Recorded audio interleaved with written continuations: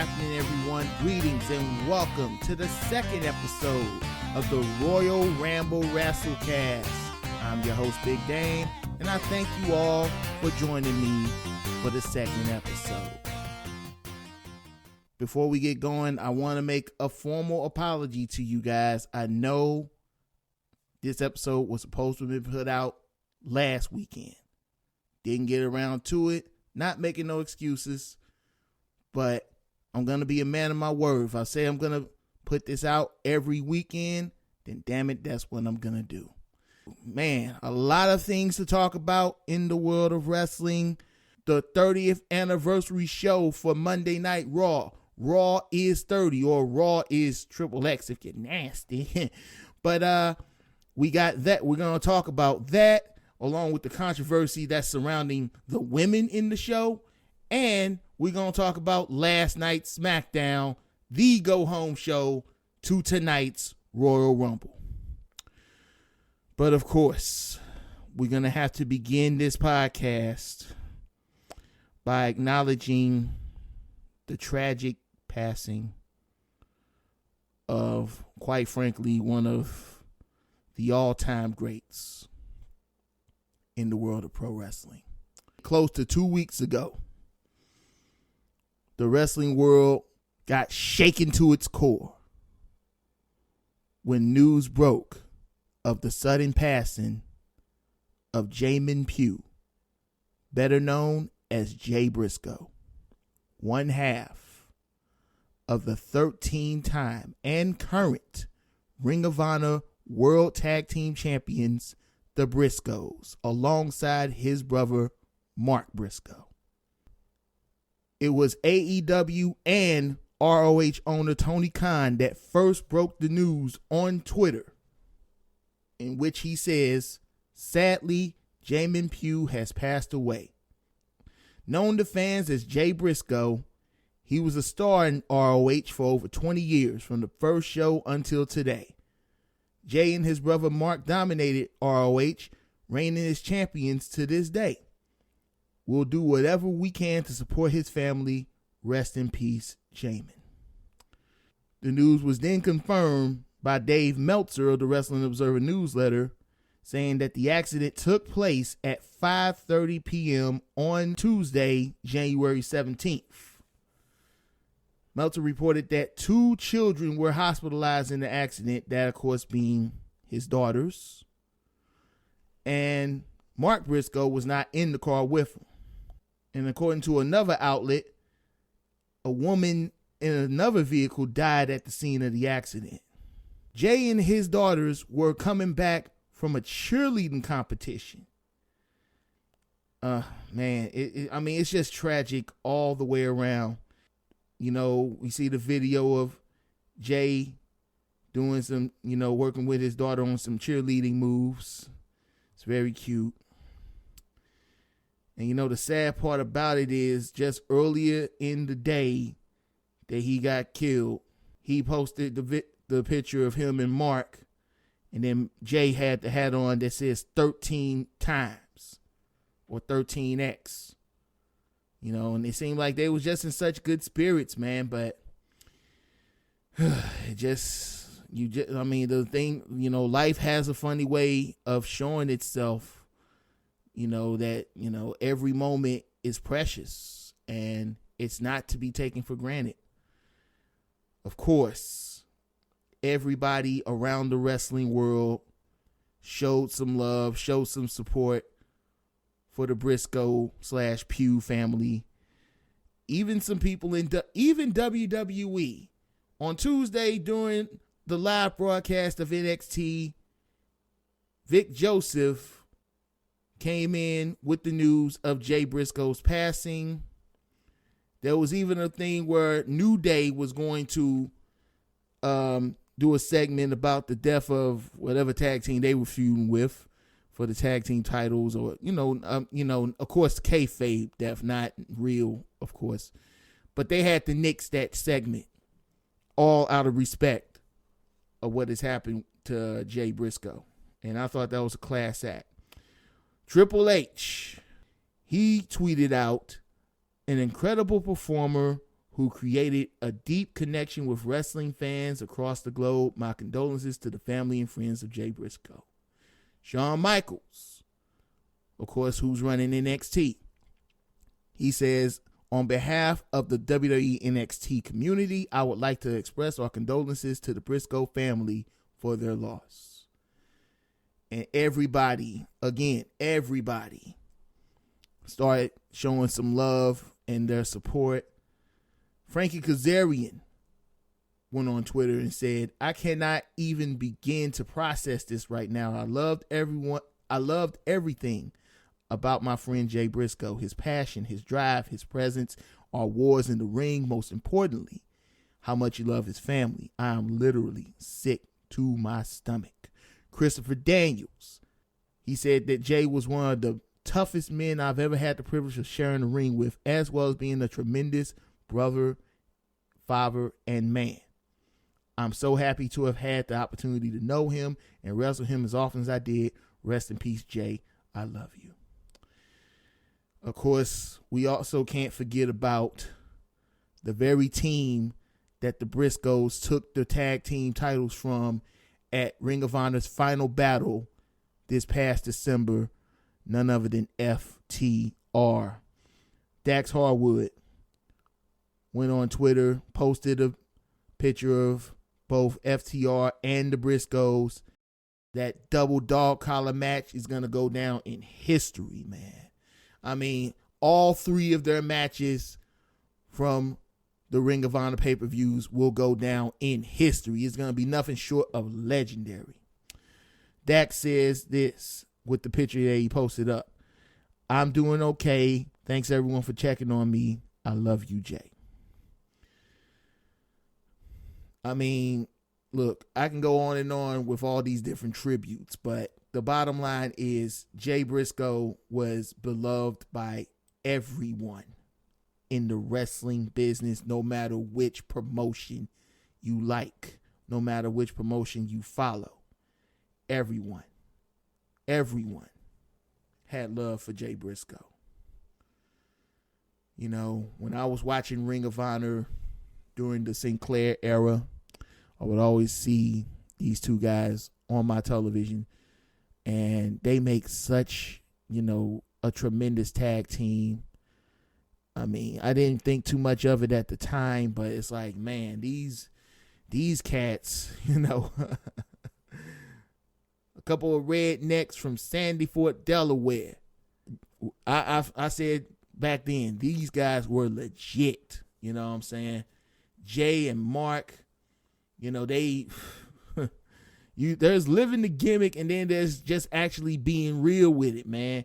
And the Briscoes were one of the realest gimmicks you'll find in modern wrestling in an era where there isn't too many of them left. I mean, man, the battles they've had with the likes of Young Bucks, Red Dragon, Future Shock, that being Adam Cole and Kyle O'Reilly. The list goes on and on and on. Of course, we can't forget about Jay's singles run. I mean, he became a 2-time Ring of Honor World Champion. He first became the champion getting it off of Kevin Steen, the current Kevin Owens in WWE. Man. And, it was all just a celebration. His family was there to celebrate. I never forget that moment. I actually seen that match. It was a great, great, great match. So, yeah, everybody loved the Briscoes, man. And they are definitely one of a kind. And the wrestling world will be a lot worse off without seeing both of them, do their thing. And, my heart definitely goes out to his family, all of the fans of the Briscoes, all of his fellow peers, everybody who has been influenced in some way, shape, or form by Jay Briscoe and the Briscoe brothers in general. Man, it just gets no easier, especially when the man was in his prime. He was in his prime. I mean, multiple time world tag team champions across various promotions, whether it's Ring of Honor, whether it's Impact Wrestling, whether it's Combat Zone Wrestling, ZZW, whether it's Game Changer Wrestling, GCW, whether it's House of Glory, New Japan. They were the IWGP Tag Team Champions, as well as the Never Openweight 6-man Tag Team Champion, along with Toru Yano. And then, of course, you got the NWA. They won the Crockett Cup. I mean, again, the list goes on and on and on.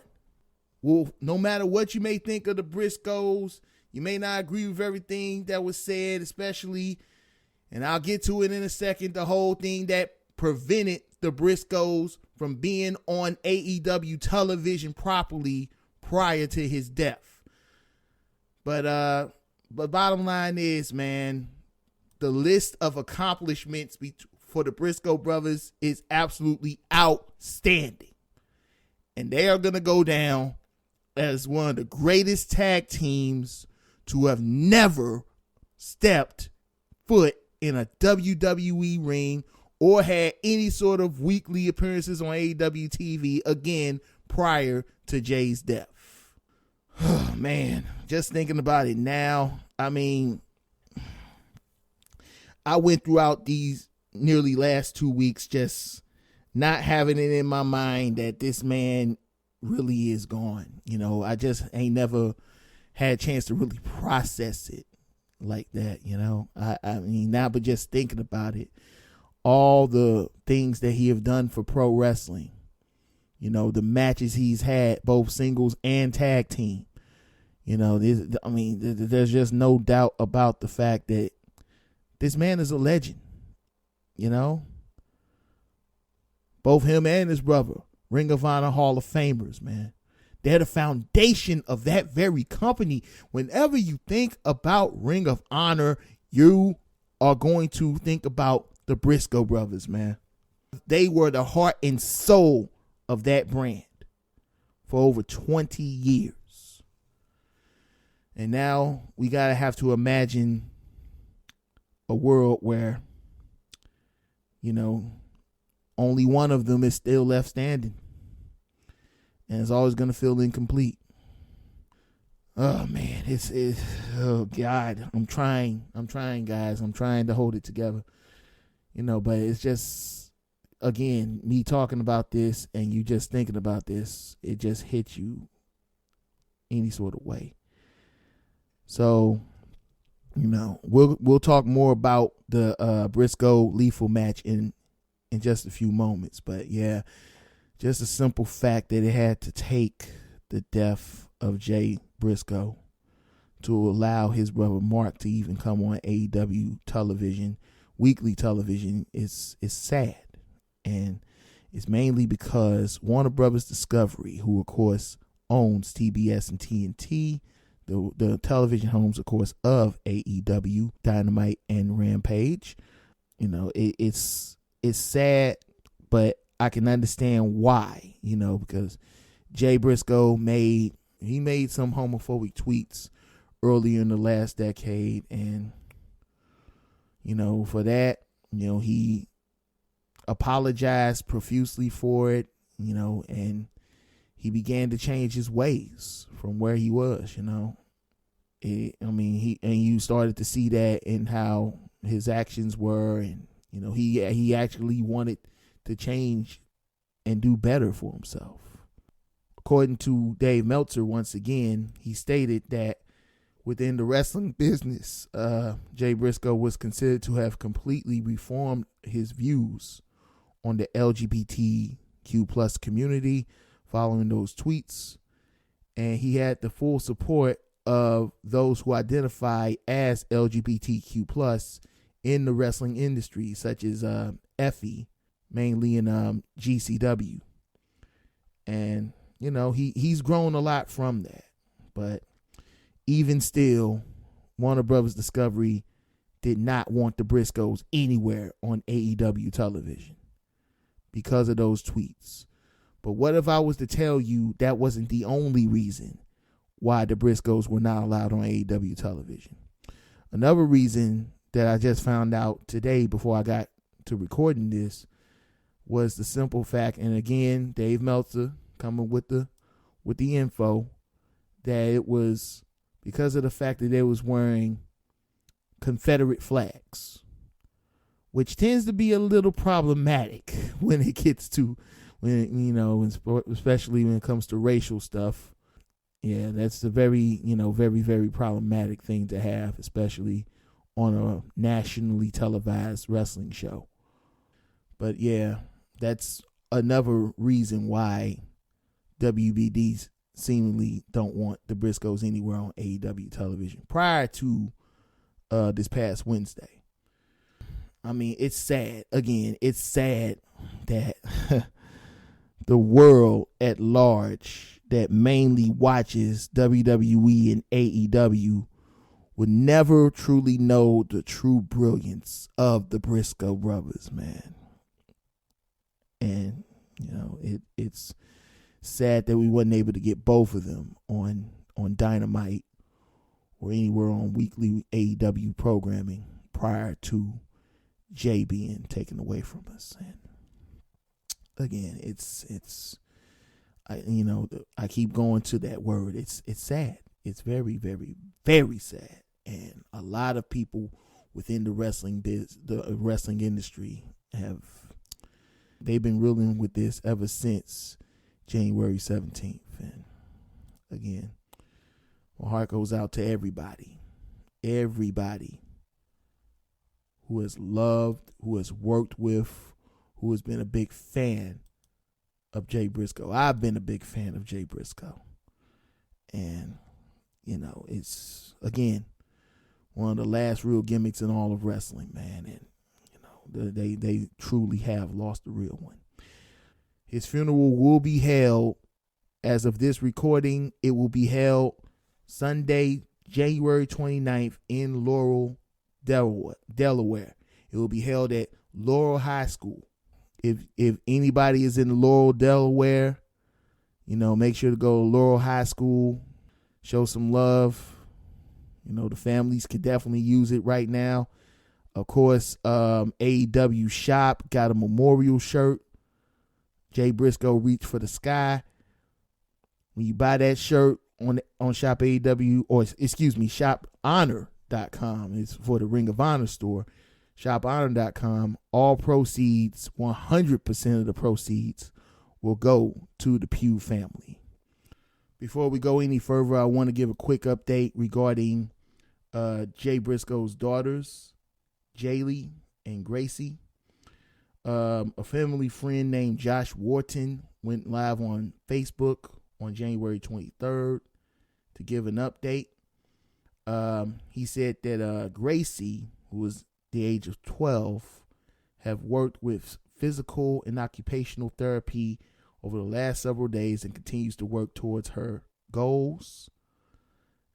Her therapist says her strength is improving and she is able to assist with some knee bends in and outs with her legs.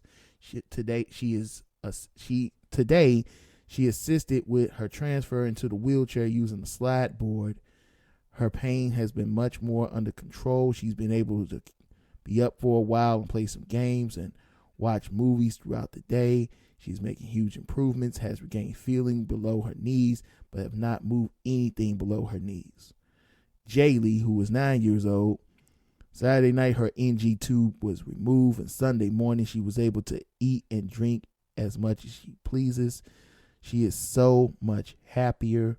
Today, she worked with physical and occupational therapy and did her first stand transfer into her wheelchair. The girls were able to spend a little quality time together today.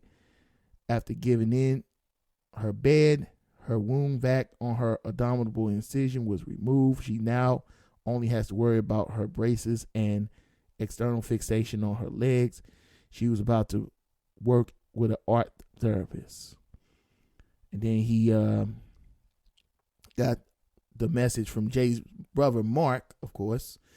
He said, I called Mark just about a half hour ago when we talked. I told him the community cares about him and we wanted to make sure he was all right. And if there was anything we could do, he answered the phone, just the most chipper I've ever heard him. that's an upbeat family in this time of tragedy. The one thing that stuck out to me, I can't imagine going through this not being a believer. He realizes that our time here on earth is a small glimpse in existence. He realizes we're going to see him again. And he's hoping to use that as a tool to motivate people to get into heaven with us. Use Jamin's untimely death as a witness almost to get people into heaven with him. He sent a text that said, God is on the throne. That's all I got, bro. The man has been through a lot, and he still has his faith. He's going to carry on the Pugh and Briscoe name proudly. Again, man, if you want to donate regarding the family of the Briscoe / Pugh family, the campaign has been created by Josh Wharton on Give, Send, Go. The goal for this campaign was $200,000. Of course, a lot of people, especially those within the wrestling industry, has given a lot of money. They've raised their goal has been exceeded. As of the recording of this podcast, it has been raised $326,554. Man, that's awesome. But you can still go to givesendgo.com/PughLove, PUGHLOVE. Show some love, show some support for the Pugh / Briscoe family. They certainly need it, man. I mean, yeah, they exceeded their goal, but hey, whatever you're able to give, man, whatever you're able to give. So just go to that website, man, and we're going to continue to have the family in our prayers. We want to wish Gracie and Jalen a full recovery. Oh, man, I hate it when, a kid ends up losing their parents, man. A kid end up losing. Both these daughters are going to have to go through life knowing their daddy is not around anymore. I mean, it's sad. But again, rest in peace to Jamin Pugh, Jay Briscoe. Thanks for all the memories, and we will never, ever, ever forget you, man. Switching gears now, let's talk about what went down on Monday Night Raw's 30th anniversary show, otherwise known as Raw is 30 or Raw is XXX. Do with that whatever you will. But 30th anniversary of Raw. As Michael Cole always wanted to call it, the longest running weekly episodic program in television history took place at the Wells Fargo Center in Philadelphia. The show began with none other than the immortal Hulk Hogan. He asked the WWE Universe what's up and says Raw started while Hulkamania was running wild. The show has only grown since then, and now WWE is celebrating 30 years of Raw. He didn't put up, he been puts over the Philadelphia Eagles, but, Hogan's mic. I've seen a lot of different takes on this, especially those in the African American community saying the ancestors didn't want Hogan to say shit. Because, of course, that whole little deal, the sex tape, him spitting out those racial epithets, that's going to remain with him for the rest of his life, man. But anywho, so once we got through that segment, we then come to Tribal Court. Roman Reigns, your current undisputed WWE Universal Champion for over 881 days as of the time of this recording. Man, that is an impressive reign no matter what you think of Roman, man. But check this out. So him and the entire bloodline, that of course being his wise man Paul Heyman, the undisputed WWE Tag Team Champions, the Usos, Solo Sikoa, and of course Sami Zayn himself, the honorary Uso. Of course, Reigns tells Philadelphia to acknowledge him, says it's time to get down to business. Heyman gets the mic and he introduces himself, ladies and gentlemen of the jury. They chanted ECW, of course, because of course Heyman was the owner of ECW and a long time. You know, everybody knows anytime you're in Philly, you're going to get those chants. And then he, and the zinger was, he said ECW is dead and he wishes the same for Sami Zayn. He calls Sami a betrayer, a conspirator who has been aligned with Kevin Owens since day one. He's been leading on the bloodline, and he says this is an open and shut case. He then plays all different type of footage. Zayn retreating after Drew McIntyre attacks the Usos. Then Sami grabbing the chair to help the Usos, but not using it. Then Sami at Survivor Series taking glory for himself after the bloodline won the whole thing. Then Sami shoulder checking Roman during a promo on December 23rd, 2022. Heyman says Sami is guilty of assault on Reigns, and he begs the jury to find Sami Zayn guilty as charged. Yes, of course, we caught that, Paul. That was one of ECW's pay-per-views. In fact, that was ECW's final pay-per-view in 2001 before it went bankrupt. Sami stands up from his chair and says that he had a whole defense plan, but the one thing he didn't count on was how he would feel in the ring. And then Sami tells Heyman what he just said hurts him a lot and asks him if that's what he really thinks, that he's conspiring with Kevin Owens. And the fact that Heyman thinks that's the case, it hurts him. It hurts to be put on trial, and that his defense is that he doesn't even have a defense. So then Roman asks Sami if he really doesn't have a defense, if his ego is really so big that he won't argue. He let him into his family, and this is what he shows him. He then calls out Solo, and then when Solo was about to hit the Samoan spike on Sami, Jey Uso grabbed his hand and prevents him from doing so. And he put together his own footage for Sami's defense.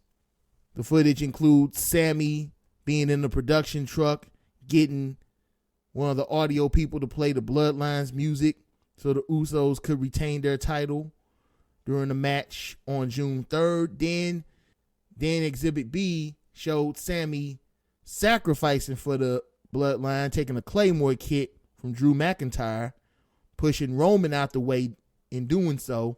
Then Exhibit C, Sami taking a chair shot for Solo Sikoa on September 9th. And then Exhibit D, Sami helping the Usos retain their titles 2 months after that.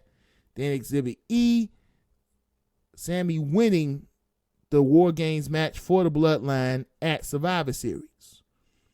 Jay says everything is there for Roman to see. Sami has taken a lot for him and the Bloodline. Even though he wasn't always the nicest to Sami, Sami saw the good in him, and that's what family does. Sami has proven his loyalty, and he says he loves him like a brother. And if they want Sami to stay in the Bloodline, he's telling the fans if they want Sami to stay in the Bloodline, put your ones up high in the sky. And then from there, Roman announced his verdict. Sami was not guilty for now, and he does not want to see him anymore until the Royal Rumble. We're going to get more into that when we talk about SmackDown, okay? So, yes, that segment, first and foremost, the first hour was commercial free. So, they had that going for them. And, you know, that segment was definitely one of the highest rated segments on the show. In fact, I'll just get this out the way right now. Raw had its biggest rating in almost 3 years. because everybody knows that it's been on a steady decline year after year after year. Raw 30 had 2,344,000 viewers with a 0.70 demo. That is way up from just 1.4 million the previous week, and it's the highest demo since the April 12th, 2021 Raw After WrestleMania pandemic episode, and the most viewership Raw has had since February 17th, 2020.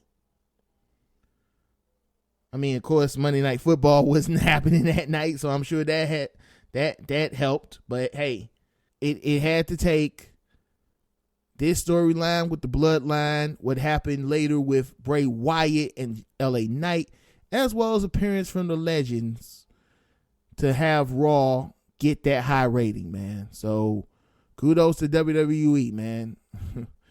I think it's rather sad that once again we have to rely upon the Legends in order to pop a rating instead of just, I don't know, making a compelling show for people to be able to watch every single week instead of just putting on meaningless matches. But I digress. Of course, after Tribal Court, we end up getting the Usos and Judgment Day for the Raw Tag Team Championship. A lot of back and forth in that match, but then the turning point came when Jimmy Uso hits a suicide dive onto Damian Priest, but ends up landing awkwardly on his knee. Medical officials try to help Jimmy out to the back. WWE official Adam Pearce heads down, says if Jimmy can't compete, then the Usos must forfeit the titles. Sami Zayn steps up, saying that he wants to insert himself into Jimmy's spot and carry on with the match. Pearce signs off on the idea. The match continued. Ultimately, Jay and Sammy doing their thing against Dominic and Damian Priest.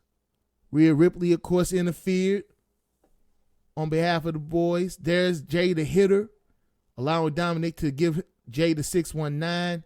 He then climbs to the top and delivers a frog splash, goes for a pin. Sammy breaks the fall, send Damian Priest into the ring post. Dominic levels Sammy, but then Jay hits a super kick, tags in Sammy. Jay and Sammy then does the 1D for the win, for the pin and the win. Your winner and still WWE Raw Tag Team Champions, the Usos, which I guess now includes Sammy. But yeah, another thing of Sammy doing what he can to prove his loyalty to the Bloodline, man. Love to see it. So then shortly after that, we get LA Knight. LA Knight calling out any one of the WWE legends. You know, of course, him and Bray Wyatt are set to do battle tonight at the Royal Rumble in the Pitch Black match. It's going to be a lot of fun, I hope. So anyway, he calls out any one of those legends. He says that the legends are here for Raw 30, living on their past glory. After Bray Wyatt brought back the Firefly Funhouse on the previous SmackDown, he has, if he was really supposed to be scared of it, but then he said he's living on past glory. So he asked the legends who are here for Raw 30, who are also living on past glory, and challenges any one of them to come out if they have enough left in them. That's when you hear that old gong. But it wasn't the dead man Undertaker that we all know and love. It was the American Badass Undertaker. That's right. Big Evil is back. LA Knight tried to backtrack saying, hey, I agree with what you said on Joe Rogan's podcast. He can think of the headlines that, and he tells him to think of the headlines they can create together, meaning Knight and Undertaker. He said he'd give him a pass and then he'll let him live to see another day and to watch his Pitch Black match at the Rumble. So then the lights go out. Bray Wyatt's music hits. Bray appears behind LA Knight.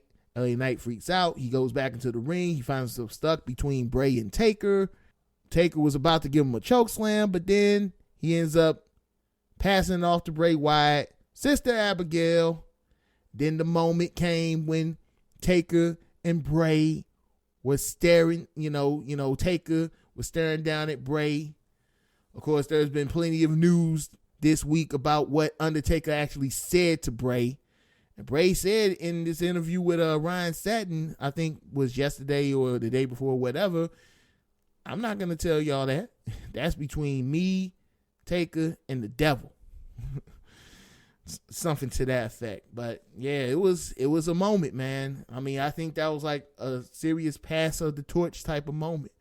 Of course, Taker and Bray had their own little battles in the past. Yeah, that was a very cool moment. Those are the two segments that stood out to me. A lot of the legends were there. The legends that ain't really doing shit. Let's just be real. There was supposed to have been a steel cage match between Becky Lynch and Bayley, but because of the Bloodline Tribal Court segment, that ended up getting cut until Damage Control doing an attack on Becky. There's really no instant resolution coming out of it because all these women are going to be a part of the Royal Rumble match tonight. So, and we'll get into what the Bella Twins had to say about the treatment of the women on this show very, very shortly. Then DX came out for their umpteenth reunion. I'm like, didn't they just do a damn reunion about a couple months ago? But this is, of course, 30th anniversary of Raw, so they had to do another one. And this time they had Kurt Angle pretty much taking what will have been Billy Gunn's spot, because obviously Billy Gunn's in AEW with the Acclaim. He asked to be a part of DX. They was trying to figure out why Kurt Angle was even out there. And Kurt said, I always wanted to be a part of DX. He got the DX shirt on. Shawn Michaels says he needs to pass a test if he wants to be a part of the group. Triple H asked him if he's ready. And before they could get through with that whole little routine, the Are You Ready routine, Imperium comes out. And then, Ludwig Kaiser shames DX for all their filth and nonsense. Gunther says DX has no reason to celebrate if they had made a mockery of professional wrestling. Read into that what you will. And then he says they're there to kick them out of the ring unless one of them will do something. Triple H acted like he was going to do something, but he said, nah, I'm retired. HBK says he's too old. X-Pac says he got a case of the sweats. Road Dogg asks, who am I kidding? I can't do nothing. They say Angle volunteered to fight them. Kurt said, I didn't say that. DX was in a jam. And so they end up introducing Seth freaking Rollins as well as the Street Profits. And then they have their match, Seth Rollins and Street Profits versus Imperium, with Kurt Angle being the special guest referee in a nice little red, white, and blue sleeveless striped shirt, a referee shirt. By that point, Jerry Lawler was in commentary and, okay. Listen, man. Just like you can't get Attitude Era JR back, you damn sure can't get prime heel Jerry Lawler back. So it's just, no. But ultimately, Seth Rollins and Street Profits won the match. Then Ric Flair shows up wearing some type of crazy ass suit. I'm like, okay, Rick, I know you usually be styling and profiling, but that ain't it, sir. That ain't it. He then, of course, introduced his own daughter, Charlotte Flair. Gone through a whole little shit about, the history of the show as it relates to the women's revolution and blah, blah, blah. Of course, Bianca comes through the ring. She respects everything that Charlotte has done for the business, but Raw is her show and her home. She does everything to make sure that Raw is the greatest show on TV. This is when Sonya Deville came out, and all they're doing is talk. And she said all they're doing is talk about themselves. She rags on Charlotte for having her father introduce her, and asks Bianca what she really thinks. If she really thinks people watch Raw for her. Sonya used to run the show as general manager, and asked them for their recognition. This is just playing into the whole storyline between Charlotte and Sonya Deville. Sonya Deville been trying to get a match out of Charlotte for the last couple of weeks. Even going so far as to interrupt this little interview that Charlotte was having with Ryan Satin on earlier Friday. So, yeah, they're supposed to have their match next week. But anyway, I'm going on and on and on and on. For the main event of the show, you had Austin Theory defending the United States Championship against Bobby Lashley. Those two hook up. They do their thing in the ring. Towards the end, Bobby Lashley sends Theory through the table that he had previously set up. But then before he could go any further, that old guitar riff, I know I fucked that up. Out came the beast, Brock Lesnar, to deliver an F5 to Bobby Lashley and one to Austin Theory. Theory's lands on top of Lashley. 1, 2, 3, your winner and still United States champion Austin Theory with the assist, the inadvertent assist, I guess, from Brock Lesnar. So that was Raw 30. And, it was an okay show for what it was. It was an okay show. I mean, it just wasn't blow away. I mean, it was just a show. 30th anniversary show. But again, that show got the highest ratings in the last 3 years for Raw. So, hey, can't really say too much about that. So it's safe to say a lot of people liked the show. But of course, not everybody was feeling it. A group of people in particular would happen to be WWE Hall of Famers, the Bella Twins, who were supposed to have been a part of Raw 30, but ended up having to back out. So the Bella Twins, they took to social media, lashed out, saying that the women on the show didn't get the respect that they deserved. They went on Instagram shortly after the show, took a shot at the company for not showcasing any of the stars from the Female Evolution, which they feel is because the former Sasha Banks, now known as Mercedes Moné, was a part of it. Nikki says, how come they didn't showcase anything from the Women's Evolution? So Sasha Banks is in it, and they're like, we can't. Mercedes is too over, and we can't say her name. Breeden says there are other former WWE superstars that WWE doesn't want to show on television. There's a couple of other girls and Rhea, talking about Saraya, the former Paige, who is now in AEW. There's a bunch of us they don't want to show. That's fine. But yeah, they wasn't too happy. They wasn't too thrilled about the fact that women could have been given a bigger spotlight on that show. But it is what it is as far as that. Nikki had to clear the air about not being a part of the Raw 30 episode. She says this week, Monday to Thursday, Brie, I, and Artem, I'm guessing old boy from Dancing with the Stars, I can't pronounce his last name. Anyway, Brie, I, and Artem have been booked on Crazy Media because of the premiere of Nikki Says I Do, which premiered this past Thursday night. We were hoping that I think it was weeks ago there were talks about going to Monday Night Raw. They said they had nothing for us, so we were booked on media Monday, Tuesday, Wednesday, Thursday. Then there was a possibly maybe an idea, but our whole team, including WWE and everyone else, had already booked us for Monday being in New York. So there's that.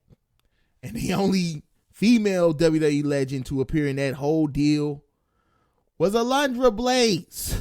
That's right.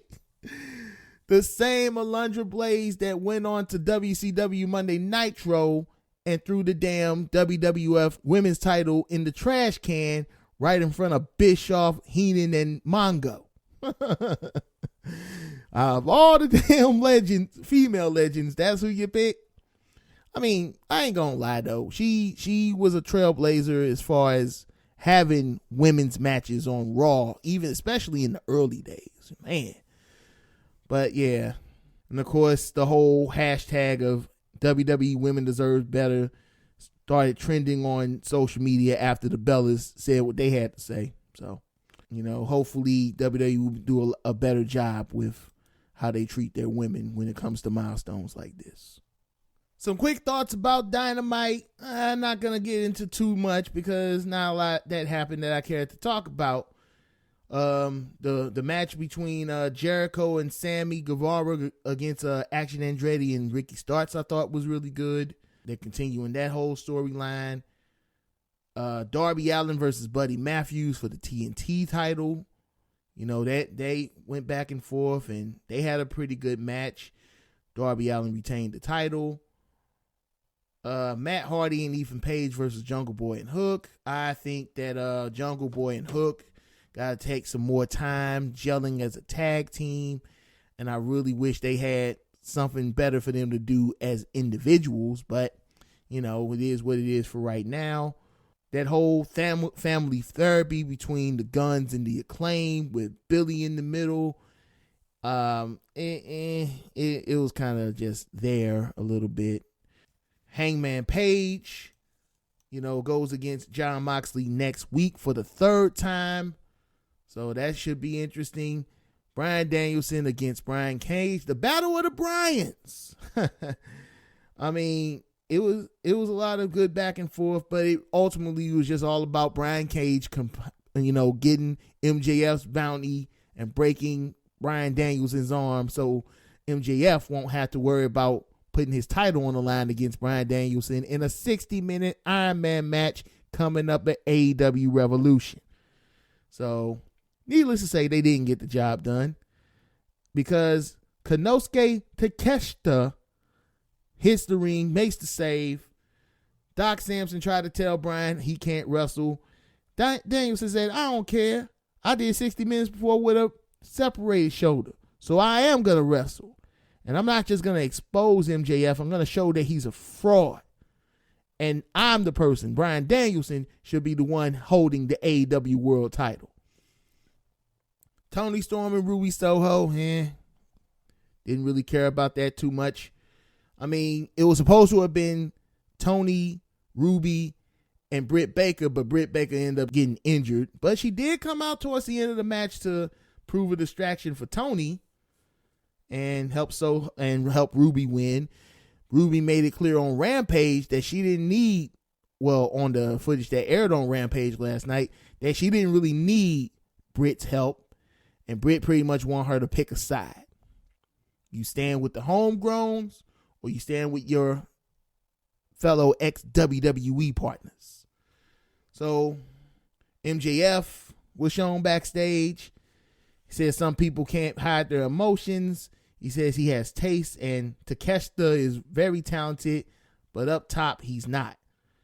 He can't match his tempo, and he wants Takeshita to stay out of his business. He asked Bryan Danielson how his arm is doing. Danielson is obsessed with the title just like him, but as the belt does not make him better than others. But MJF says, I wake up in the morning knowing I have this title. This title makes my catchphrase very true. I'm better than you, and you know it. And then he warns Bryan that he doesn't want to get involved in the mental game with him. And bad things tend to happen with people who mess with him. There was and Tony Khan had an open challenge for Danielson for next week's Dynamite. And he got in contact with none other than Timothy Thatcher from Pro Wrestling Noah. So it's going to be Bryan Danielson and Timothy Thatcher next week on Dynamite. We then, of course, get to the main event, the very special main event. That, of course, being Mark Briscoe going up against Jay Lethal. I mean, what can you say, man? They brought it to each other. All sorts of different things. I remember part of the match, Mark Briscoe hit a froggy bow on Jay Lethal on the table outside the ring. He ultimately ended things, after a lot of back and forth between him and Jay Lethal. Lethal goes for his finisher. That gets avoided.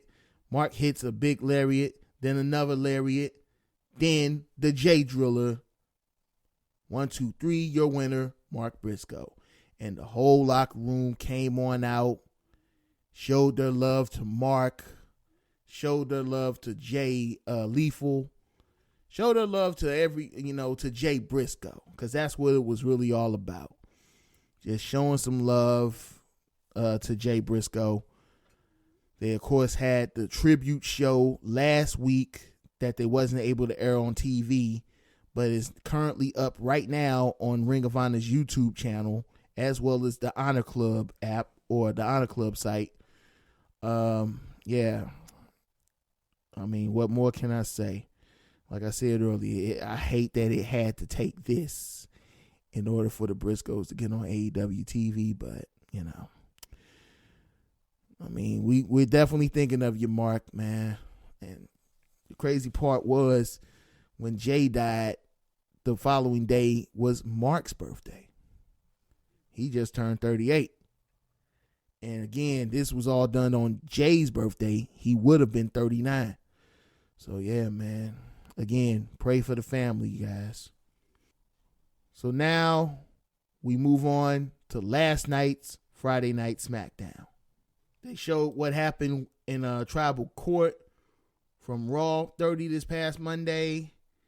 Then, cut to live footage as the Usos and Solo was making their way towards the building. That's when Sammy came out of the shadows a little bit. Jay spots him. He asks, what was he doing there? And, given that Roman said he didn't want to see Sammy until the Rumble. He said he won't be going into the arena, but he had to thank Jay for his help in tribal court. And if he ever needs anything, he has his back. Remember that for later on. We have Karrion Kross going up against Rey Mysterio. The match was what it was. I wasn't too thrilled about it. I was just, it seemed like it kind of ended things as far as Karrion Kross and Rey Mysterio goes, because both guys got to focus on being a part of the Royal Rumble match tonight. So, needless to say, Rey Mysterio won that match. They then recapped what happened between Austin Theory and Bobby Lashley. Theory's going to make the champ is here just to like John Cena. There's been rumors going on that there's supposed to be a match between Cena and Theory ever since last summer's SummerSlam. And it could be one of the matches for WrestleMania. Who knows? But anywho, he said he's going to win the Rumble. Then the New Day comes down. Said each one of them could win the Rumble. If one of them wins the Rumble, they all win. Miz comes down, says, he can win. I'm going to win the Rumble. He tells Austin Theory he's been competing in Rumble matches since before he hit puberty. Austin says that means Miz is old. Miz says he's older, wiser, and better than him. He says he'll be the winner of the Royal Rumble. But then Theory and Miz, and New Day start the fighting. Then Bobby Lashley clears everybody out. Since Brock, he said, and then he picks up a mic saying, since Brock Lesnar interrupted his title match on Raw, he will terrorize everyone until he gets what he deserves. Then Brock Lesnar came through the crowd, jumps through, and then goes delivers an F5 to Bobby Lashley, saying, "I'll see you tomorrow night, brother." Oh yeah, the Negro killer Brock Lesnar. Oh boy. Anyway, so we had that segment. Lacey Evans match, don't give a shit. Then we were supposed to have had Sheamus and Drew McIntyre versus Hit Row, but then Sheamus and Drew end up getting jumped by the Viking Raiders, and so they decided, according to Adam Pearce, that they was gonna bow out the tournament, and Hit Row had to get a replacement team. So out came Braun Strowman and Ricochet. they had their match. Braun Strowman and Ricochet won the match. So they advanced to the finals.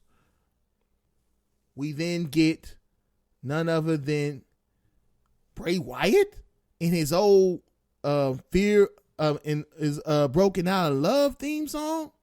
I'm like, what is this? We getting Bray Wyatt's greatest hits all of a sudden? No, it's LA Knight. LA Knight with a small ass lantern. The classic Hawaiian shirt and fedora.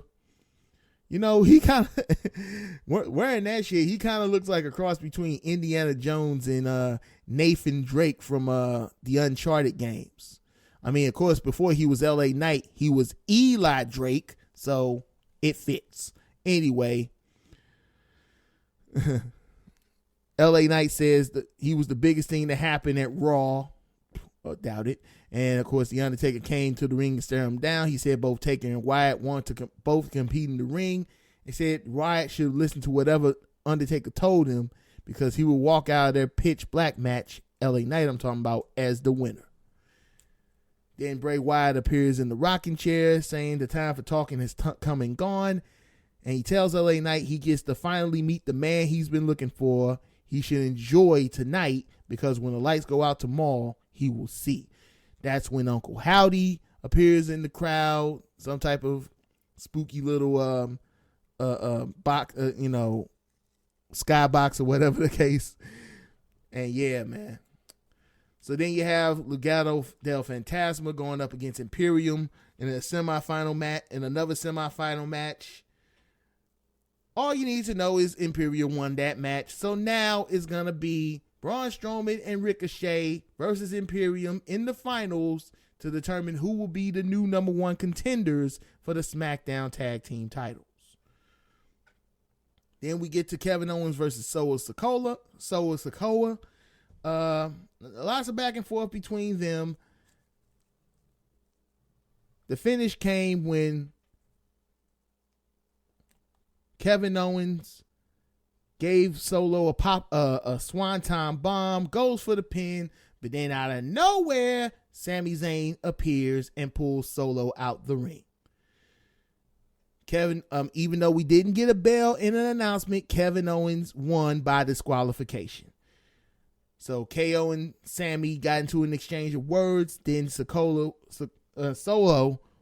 looks to deliver a super kick to Kevin. Kevin moves out the way, and Solo hits Sami Zayn inadvertently. Solo gets beat down by Kevin Owens, gets sent into the ring post. Then he sets him up on the announce desk, climbs up the barricade. KO's on the announce desk. Solo's going to do to him what he did to him before and try to give him a splash onto the announce table. Kevin rolls off of it, delivers the pop-up powerbomb to the table, which did not break. And then, of course, he grabs the chair, thinks about hitting Sami, and then ends up he didn't, and then hits up Solo instead. It just throws it down right next to Sami, who got a lot of explaining to do for disobeying Roman's orders. We'll see how all of that plays in tonight's Royal Rumble. Speaking of the Rumble, I'm going to give you my predictions on the card we're going to have tonight. Of course, this ain't going to be all these other wrestling podcasts and YouTube channels that want to just stretch shit out just to have some content. Nah. We get to the point right here at the WrestleCast, so let's get after it. The Raw Women's Championship, Bianca Belair versus Alexa Bliss. Alexa Bliss is back on her spooky shit, even though she claims to not need Bray Wyatt or Uncle Howdy, whatever the case. Bianca Belair is going to win, and she's going to retain. Okay? Lights out match, right? Bray Wyatt and LA Knight. Bray Wyatt wins, okay? I mean, it might be a good little match, might have some cinematic elements involved. Ain't no telling how they're going to do this. We'll see about that. As far as the Universal Championship match, Reigns against Kevin Owens. Kevin Owens going to pull up a hell of a fight, but in the end, Roman's going to retain the championship. We didn't get to the 30-man Royal Rumble match. A big part of that match is the return of Cody Rhodes. That's right. The last time we seen Cody Rhodes in action, he had that pectoral muscle tear that made him purple nurple when he was in the ring with Seth Rollins inside Hell in a Cell. Cody's been working his ass off to get to this point, and now he's coming back in the Rumble match tonight. And despite everything that's going on with Sami Zayn and the groundswell of support that he has received, Cody Rhodes is going to be my pick to win the Rumble match. As far as the women's Rumble match, I'm just going to be real. I kind of don't give a shit. But if there's anybody that's worthy of winning that match, it has to be Rhea Ripley. I mean, she's been on a huge tear. She's gotten the shit with her and Dominic over, you know, hey, how you doing, little Dom? Let me whisper in your ear type of shit. Oh, man. She's been tearing it up with a Judgment Day. So, yeah, Rhea Ripley, she deserves to win that Rumble match. That's pretty much going to be it, man. Enjoy the Rumble tonight. Of course, the one big question, will we see an appearance from the one and only Dwayne "The Rock" Johnson? Is The Rock going to show up to start his build between the match that everybody has been waiting to see?